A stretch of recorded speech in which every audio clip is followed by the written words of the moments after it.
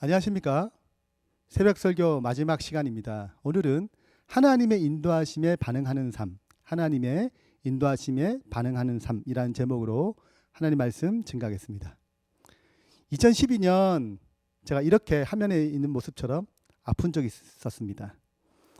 그때는 심장과 뇌 수술을 통해서 70% 이상 살 확률이 없다고 얘기했습니다. 30% 정도 살 확률이 있고 70%는 죽을 것이다 라고 얘기했습니다.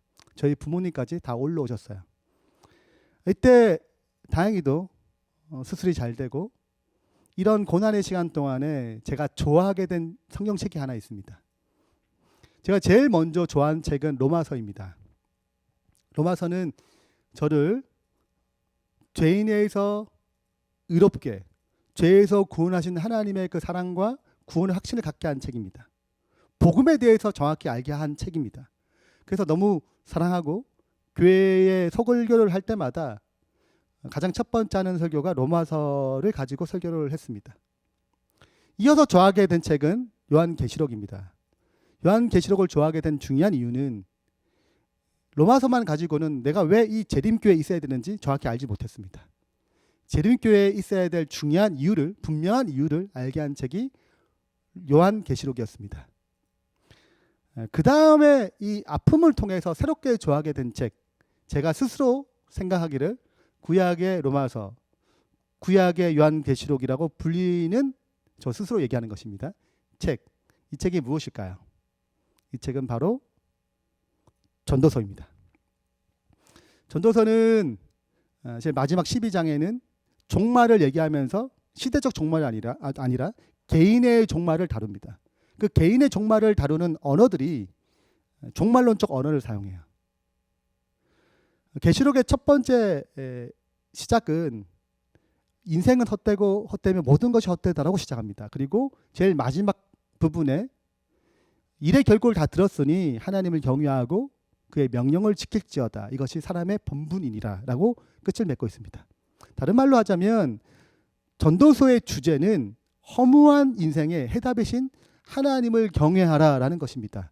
모든 책마다 말하고자 하는 주제가 있습니다. 전도서는 인생이 참 허무해. 근데 인생이 허무한 것으로 끝나는 것이 아니라 이 인생의 이 허무한 인생의 해답이 되시는 하나님이 계시다. 하나님을 경외하라. 이렇게 접근하는 것이죠. 그런데 실은 우리는 그 하나님이 우리 인생의 해답이다. 우리 허무한 인생의 참 진리이시다라고 생각하지 않습니다. 로마서 3장 10절 11절에 보면 이렇게 기록하고 있습니다. 기록된 바 의인은 없나니 하나도 없으며 깨닫는 자도 없고 하나님을 찾는 자도 없다라고 얘기하고 있습니다. 하나님을 찾지 않아요. 우리는 하나님 찾지 않습니다. 우리가 하나님 찾지 않으니까 누가 찾아오셔야 하냐면 하나님이 찾아오셔야 합니다. 그런데 우리는 왜 하나님 찾지 않을까요? 여기 도표를 보시면 나는 행복을 추구하면서 그 행복에 대한 본질을 가지고 태어납니다. 죄된 본성도 있지만 동시에 행복하고자 하는 마음을 가지고 태어나요. 근데 나는 어떤 것으로 행복하고자 하냐면 이런 것들로 행복하고자 합니다. 가족이 잘 되고 지위가 높아지고 돈이 잘 벌리고 몸이 건강하고 명예롭고 일이 잘 풀리고 학위가 높아지고 내 목표가 성취되고 좋은 관계를 맺고 내가 바라는 것들이 이루어지는 이런 것들이 곧 나의 행복이라고 생각하고 여기서 희노애락을 느낍니다. 그래서 하나님이 별 필요하지 않아요. 돈이 잘 벌리고 일이 잘 풀리면 굳이 하나님을 믿을 필요가 없는 것입니다. 하나님을 필요도 하지 않고 관심도 없는 상태가 우리예요. 그렇기 때문에 우리가 하나님 찾지 않고 우리가 관심이 없으니까 누가 찾아오셔야 하냐면 하나님이 진정한 행복, 참된 진리, 참된 생명의 길로 인도하셔야 하는 것입니다. 이런 것들을 추구하는 인생이 허무하다라고 알려주시고 진짜가 무엇인지를 알려주셔야 하는 것이죠. 그렇다면 하나님 우리를 어떻게 이끄실까요? 어떻게 그분을 발견하도록 이끄실까요?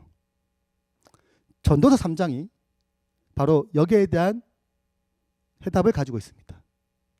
특별히 전도서 3장은 두 가지 도구를 통해서 우리를 그분께로 인도한다고 기록하고 있습니다. 전도서 3장에 있는 말씀을 살펴보겠습니다. 3장 1절 2절입니다.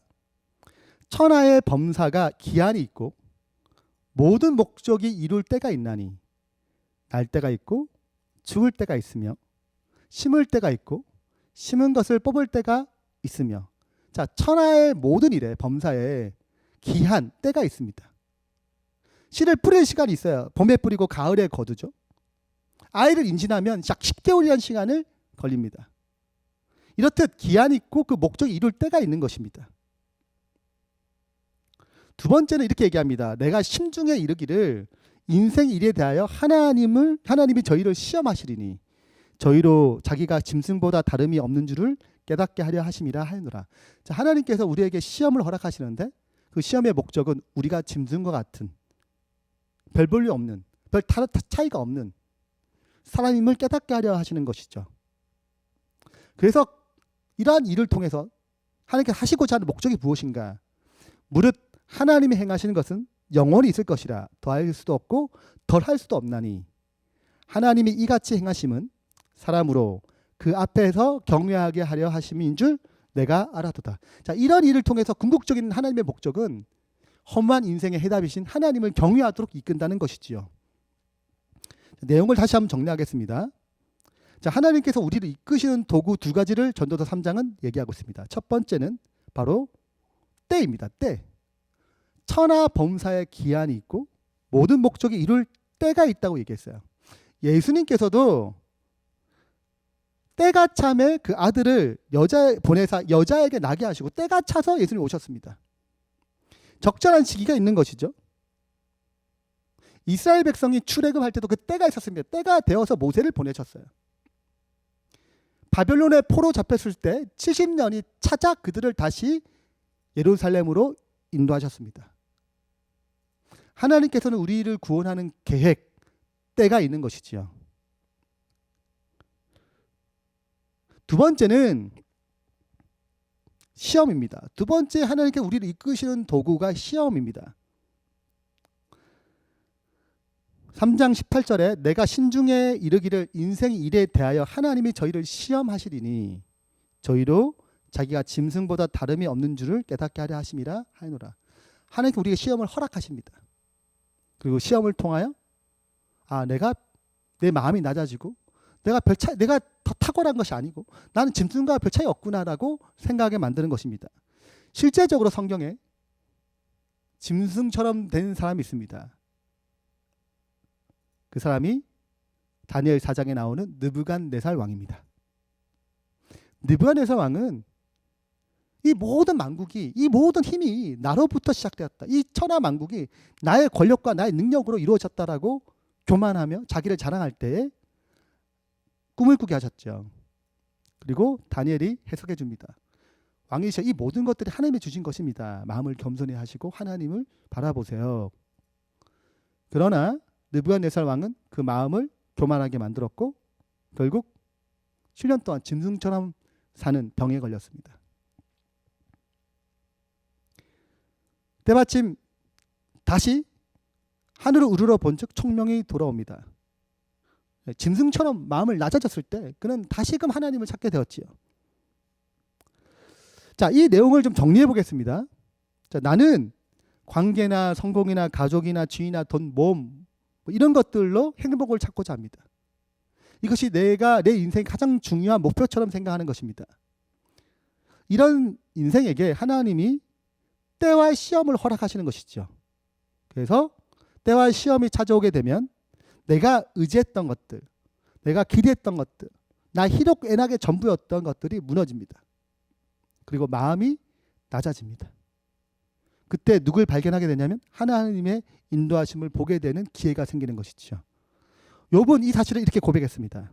내가 주께 대하여 귀로만 들었는데 이제는 내가 주를 눈으로 배움나이다 라고 고백합니다. 욥은 굉장히 큰 부자였어요.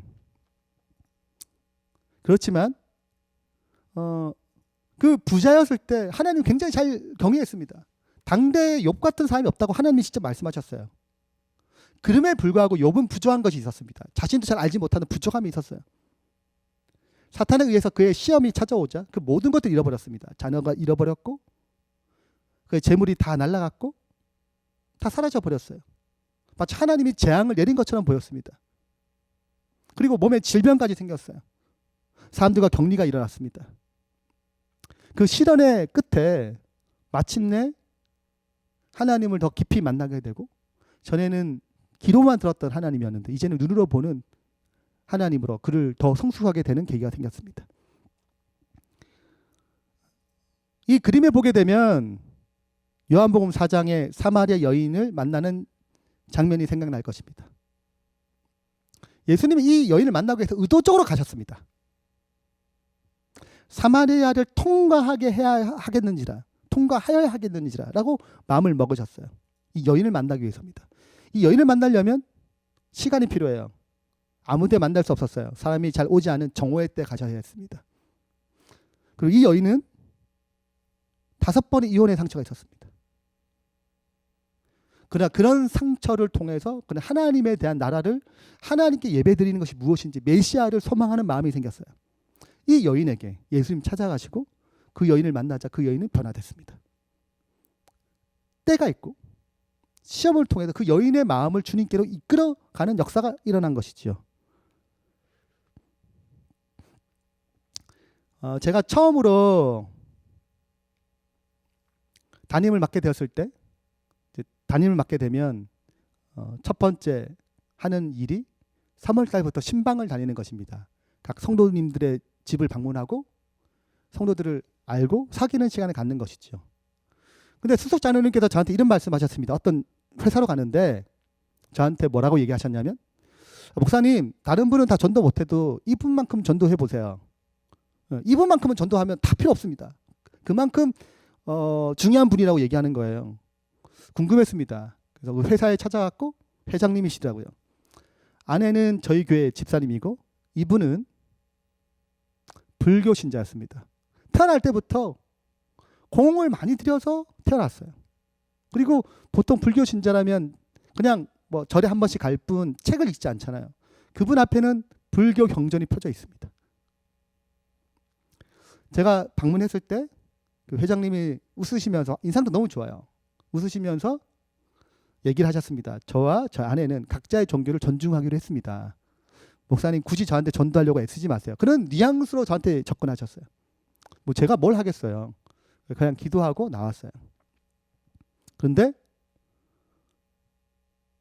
이분에게 어떤 일에 휘말리게 됐고 감옥에 들어가는 일이 생겼어요. 길지 않지만 어느 일정 기간 동안에 감옥에 들어가게 생겼습니다. 감옥에 들어가셔서 저희는 매주 수요일마다 면회를 갔어요. 면회 시간이 짧기 때문에 뭐 제가 한 일이 뭐 신앙하라 이런 얘기를 할 그런 기회가 없었습니다. 그냥 얘기 들어주고 짧게 기도해주고 오는 게 다였어요. 하루는 저한테 이렇게 얘기를 하시더라고요. 목사님, 하도 심심해가지고 저번에 보내주신 그 부조화 선지자부터 시작해서 각시대행투 책을 읽고 있는 중이라고. 저 얼마나 신기하고 감사한지. 근데 이분이 마침내 감옥에서 그런 책을 읽다가 나오셔가지고 출소하신 후에 저랑 성경 공부를 하게 됐습니다. 그리고 교회 집사님이 되셨어요. 수석 집사님까지 되셨습니다. 놀라운 변화예요. 전 한 일이 없습니다. 누가 이미 일하셨어요? 적절한 때와 시험을 통하여 그분의 마음을 낮췄습니다. 그리고 저는 그 낮춰진 마음에 그냥 성경을 가르친 것뿐이에요. 마음이 열려 있으니까 그분이 그 신앙을 받아들이고 예수님을 받아들이고 복음을 영접하고 그리스도인으로 거듭나는 놀라운 경험이 있었습니다. 이렇게 하나님께서는 하나님을 모르는 험한 인생으로 살아가는 사람들에게 때와 시험을 통하여 마음을 낮추시고 복음을 들을 수 있는, 구원을 받을 수 있는 기회의 문을 여시는 것입니다. 그것은 우리의 구원뿐만 아니라 우리의 성화의 과정에도 꼭 필요합니다. 우리가 종종 이런 소식을 들어요. 돈이 많으신 분들이, 또는 여러 가지 지위에 높으신 분들이 암이나 불치병이 걸려서 에덴 요양원이나 이런 요양원에 찾아와서 복음을 영접하는 계기가 생깁니다. 그분이 아프지 않았더라면 절대 복음을 영접하지 않았을 거예요. 예수님 영접하지 않았을 것입니다. 구원을 체험하지 못했을 것이에요. 근데 아프니까 마음이 낮아지고 진리를 향한 마음이 열리는 것입니다. 그래서 구원을 경험하고 예수님을 영접하고 또 병도 치료되는 놀라운 역사들이 우리가 종종 듣지 않습니까? 이렇게 하나님께서 우리의 삶을 구원하기 위해서 때와 시험을 통하여 우리를 인도하시는 것입니다. 이제 제 얘기를 좀 하겠습니다.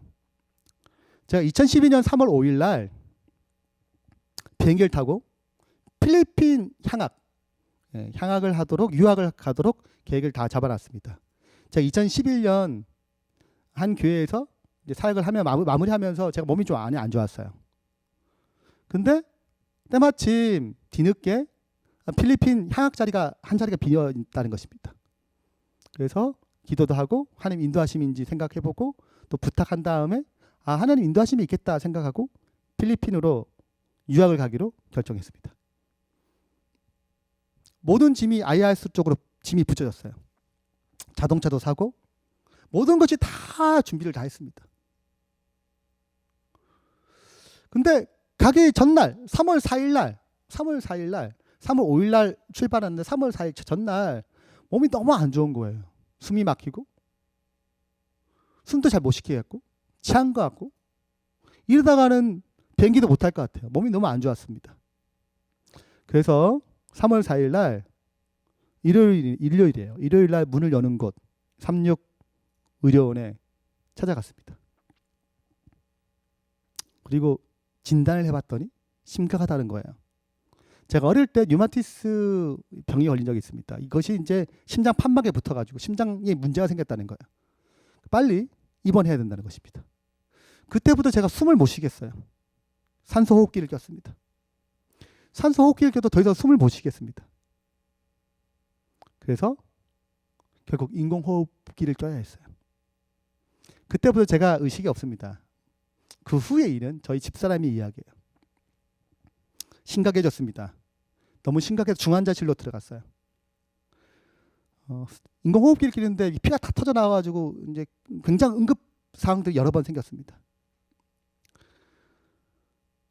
수술이 급한 환자예요. 근데 이제 저를 제 같은 상황에서 빨리 수술해야 되는데 지금 수술 전담 의사, 흉부외과 의사가 그 주가 휴가 주간이었어요. 그래서 저는 그분이 오실 때까지 병원에 있어야 했습니다.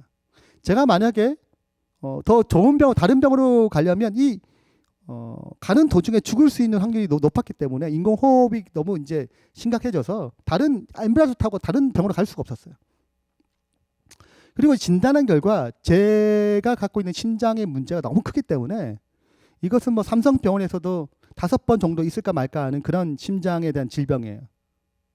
그러니까 한 번도 36의료원에서는 수술해 본 적 없는 케이스인 것입니다. 이걸 수술해야 되고 수술 의사도 현재 없고 수술은 급하고. 근데 다행히도 목요일날 휴가가 끝나는 그 흉부외과 의사가 월요일날 온 것입니다. 월요일날에 어떤 날이 있었냐면 병원을 빛낸 의사에게 주는 상이 있었어요. 그 상을 받으러 왔다가 응급 환자가 너무 심각한 응급 환자가 있으니 한번 보라고 해서 본 것입니다. 진단한 결과 빨리 수술해야 되는 상황이에요. 자, 그때 의사가 이런 얘기를 했습니다. 이게 아까 얘기한 것처럼 다른 병원에 가면 더 좋은 수술 받을 수 있겠지만 가는 도중에 죽을 확률이 있으니 36병원에서 수술한 것이 어떠냐 이런 제안. 그리고 살 수 있는 확률은 30%밖에 안 된다. 70%는 수술 후에 죽을 수도 있다. 그래서 저희 부모님 다 올라오셨어요. 그리고 원래 이 삼육병원은 저 같은 수술을 할 수 있는 장비가 원래 없던 병원이었습니다. 보통 저 같은 질병은 수술하려면 현대나 뭐 삼성이나 이런 데 가야 된대요. 근데 이제 심장 센터가 생기면서 기기를 드리는데 2010년에 한 대, 2011년에 한 대 더 드렸대요. 근데 저 같은 경우에 이런 기계가 1억 이상 있는 기계가 2개 정도 있어야지 저를 수술할 수 있는데 그게 2011년에 생긴 것입니다. 그리고 더 신기한 거는 아직 단 한 번도 사용하지 않은 기계였어요. 수술할 일이 별로 없었다는 거죠. 저 같은 케이스가 별로 없으니까. 제가 첫 번째 케이스가 된 것입니다. 3월 5일 수술이 시작됐습니다. 근데 이제 이게 이제 삼육병원 자체로 수술하기 어려운 수술이기 때문에 삼성병원에 협진을 부탁했습니다. 근데 때마침 삼성병원에서 가장 심장 수술을 가장 잘하시는 분이 오셨어요. 그 타이밍이 딱 맞아가지고. 제가 언뜻 생각해보면 이렇게 심각한 질병이 만약에 필리핀에 비행기를 타고 갔다면 비행기 안에서 죽을 수도 있고, 만약에 필리핀까지 내려갔다면 필리핀에서 죽을 수도 있어요. 왜냐하면 의료시설이 부족하니까. 그러니까 바로 가기 전날 몸이 너무 안 좋아지고 수술한 것도 정말 기적 같은 일이에요. 그래서 또 삼성 의료원의 최고 의사와 협진하는 것도 정말 기가 막힌 타이밍이었습니다. 제 심장 판막 6개가 있는데 그 2개가를 기계 판막으로 갈았습니다. 그리고 심장 조영술을 했어요. 심장 워낙 많이 커졌고 문제가 생겼기 때문에 심장 조영술을 했습니다. 3월 5일이 어떤 날이냐면 목회자 기도회가 있던, 목회자 협의회가 있던 날이에요. 목회자가 이날 저의 상황을 듣고 같이 기도했습니다. 또 여기저기 부탁해서 전국적으로 기도를 하셨어요. 에스겔 36장 37절에는 이렇게 기록하고 있습니다. 주 여호와께서 이같이 말씀하셨느니라. 그래도 이스라엘 족속이 이같이 자기들에게 이루어 주기를 내게 구하여야 할지니라. 하나님이 약속이 있었어요. 이스라엘 백성을 가나안 땅, 그 바벨론에서 예루살렘으로 인도하고자 하는, 다시 회복시키고자 하는, 포로를 귀환하고자 하는 계획이 있었습니다. 그럼에 불구하고 너희가 이렇게 이것을 위하여 구하지 아니하면 내가 응답하지 않겠다. 그분은 강제하지 않은 분이시니까요. 그들이 그 원했을 때 그분께서는 그분의 약속을 성취하시는 것입니다. 하나님께서도 저를 살리고자 하는 계획이 있다 하더라도 기도하지 않았다면 저는 어쩌면 이 자리에 서지 못했을 것입니다. 많은 분들의 기도와 또 하나님의 약속에 의해서 제가 수술을 잘 마쳤어요. 이게 제 수술한 모습입니다. 굉장히 힘이 없어요. 심장이 수술한 후에 보통 50% 정도 돼야지 이제 잘 활동할 수 있는데 저는 한 20%밖에 안 됐어요. 그래서 움직이는 것도 되게 힘들었고 금방 숨이 차고 화장실 가는 것도 너무 힘들더라고요. 근데 이때부터 제가 먹는 약이 있습니다. 그게 와파린이라는 약입니다. 와파린이라는 약은 항응고제예요. 피가 응고하지 않도록 막는 약입니다. 제가 이 약을 왜 먹냐면 제가 기계 판막을 넣었잖아요. 그래서 심장이 피가 보낼 때마다 들어올 때마다 나가고 들어올 때마다 이 기계 판막에 의해서 혈전이 생기는 것입니다. 왜냐면 부드럽지 못하잖아요. 근육이라면 자연스럽게 보낼 텐데 이게 기계 판막이니까 들어왔다 나갔다 하면서 그 기계 판막에 부딪히면서 혈전이 생깁니다.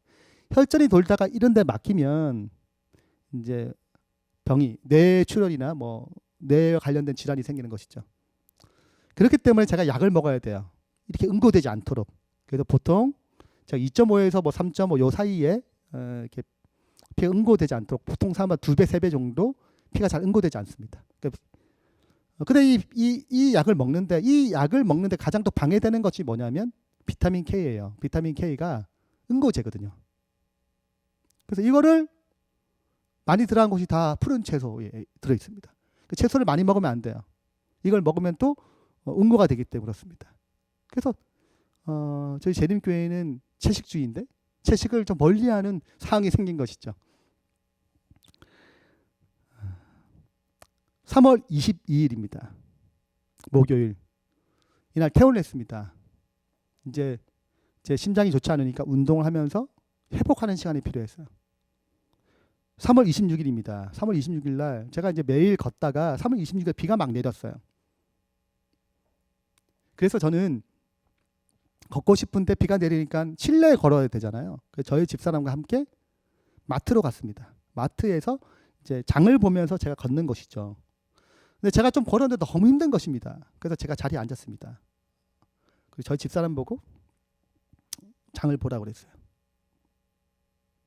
집사람이 이제 장을 보는 거죠. 근데 제가 이렇게 쓰러졌습니다. 네. 내 혈관이 터진 것이죠.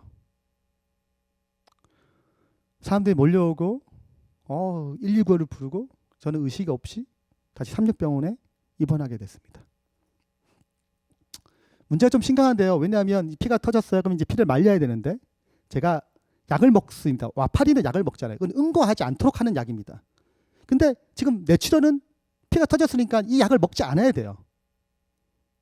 그래서 지금 또 이제 막 수술 막 끝났기 때문에 어떤 딜레마가 있냐면 약을 먹지 않으면 피가 굳겠지만 또 혈전이 생길 수 있는 위험성이 있는 거예요. 그럼 약을 먹으면 혈전이 안 생기겠지만 피를 멈출 수 없는 것입니다. 이런 딜레마 가운데 제가 있었어요. 그 수술하지 않고 어떻게 이제 피를 좀 말려보려고 여러 가지 약을 처방했지만 안 됐습니다. 그래서 다시 뇌 수술을 들어갔어요. 4월 2일입니다. 수술했어요. 수술하고 5월 7일 날 퇴원을 했습니다. 이 사이에 제가 어떤 일이 있었냐면 뇌 수술하고 저도 기가 막히더라고요. 하나님이 나를 살리실 듯 하더만은 나는 또 이렇게 안 되는 것인가?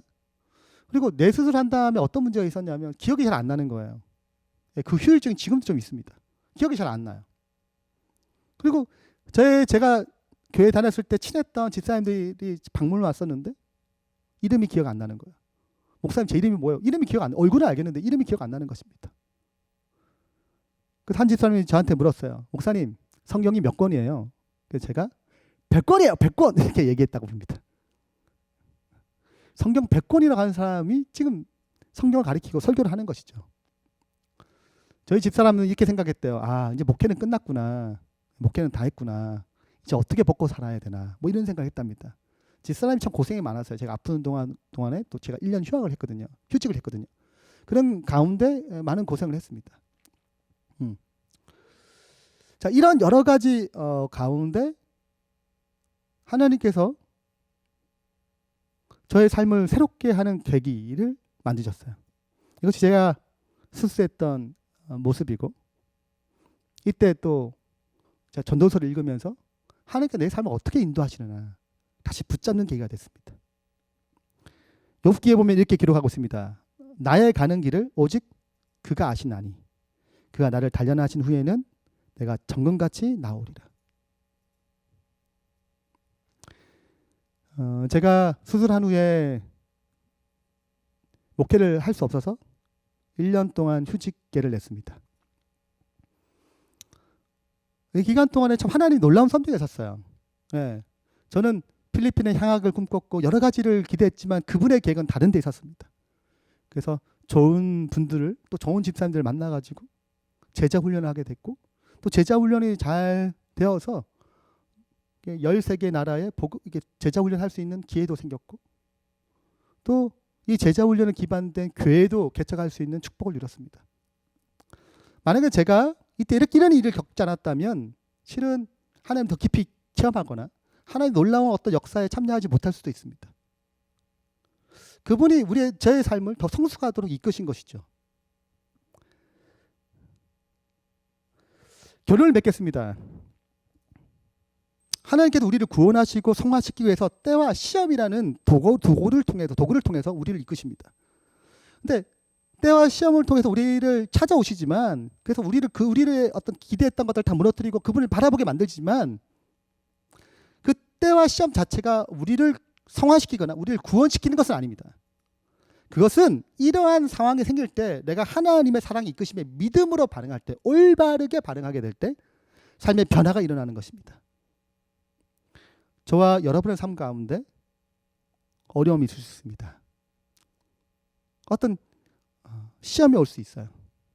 근데 그 시험이 그 어려움이 가장 적절할 때 일어나는 그런 것들이 하나님께서 우리의 삶을 더 깊은 성숙으로 전에는 귀로만 들었는데 이제는 눈으로 주님을 바라볼 수 있는 성화의 기회로 우리를 이끌어 가십니다.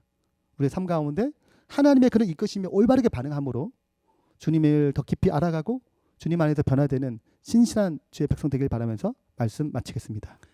하늘에 계신 하나님 아버지, 우리를 사랑하셔서 구원뿐만 아니라 예수님을 가장 많이 닮도록 성숙시켜 주시는 그에 감사합니다. 우리가 내게 주어진 성공과 내게 주어진 돈과 건강과 이런 것들 때문에 이 세상의 것들 때문에 그것이 모든 것이 마냥 주님을 놓치고 있을 때 가장 적절한 때와 가장 필요한 시험을 통하여 우리의 눈을 주님께로 돌리고 우리를 구원으로 가장 아름다운 성품의 열매를 맺도록 역사하신 그 은혜 붙잡을 수 있도록 도와주시고, 그런 역사가 찾아올 때 영적 분별력이 있어서 그 고난의 그 시험의 때를, 그 위기를 기회로 변화시킬 수 있는 주의 백성 될 수 있도록 아버지여 축복해 주시옵소서. 예수 그리스도 이름으로 축원하며 기도합니다. 아멘.